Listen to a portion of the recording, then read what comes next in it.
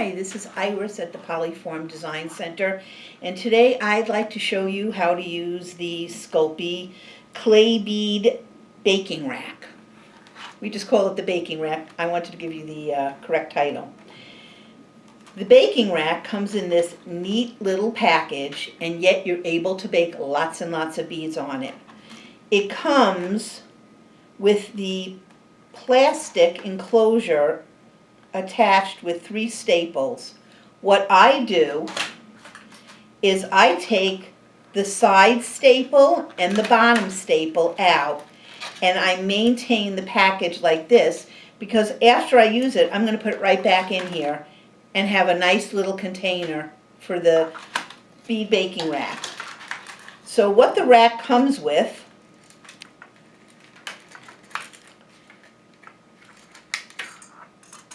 are a dozen bead supports and the rack itself. There are instructions in the package.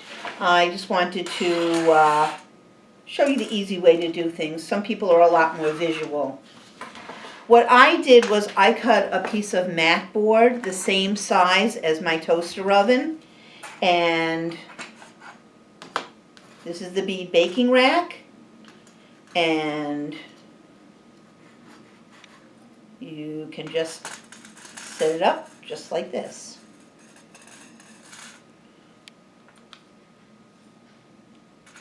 And you're going to be able to put beads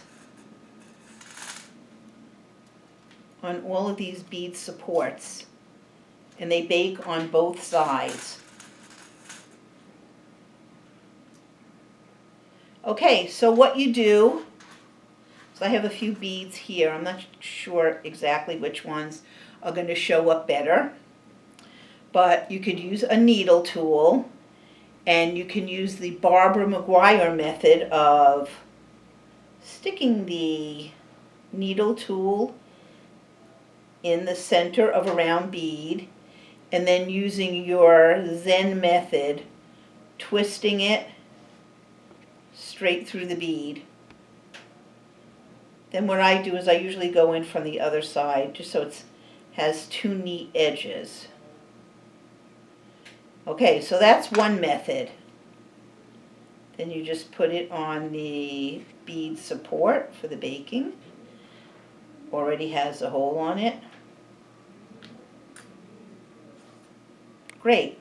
The other thing that you can do is the bead supports have a very sharp end on them, and you could use the same exact method.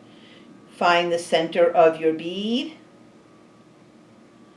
I'm a twister. Some people just push it through, but I twist the bead support or the needle tool till it comes out the other side. And then I go through the other side also, just like I did with the needle tool. So it's really very easy to do. One thing I want to explain to you is when you do bake beads, you want to try and bake beads that are all the same size at the same time, because the different sizes of beads bake for different lengths of time, which is common sense, but something you might not think of. Okay, I wanted to just show you what the bead looks like when it's all loaded. Now we're going to bake these separately because we have some very tiny beads and some bigger beads. And in this spirit of Halloween, we have all these adorable little skulls. They were on the Sculpey Facebook page. Someone from Martha Stewart had done them, and we fell in love with them.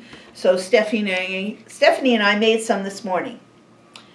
I hope you have a great time using the bead baking rack, and just remember, when you're all done, everything will fit right back in this little container. Thank you so much.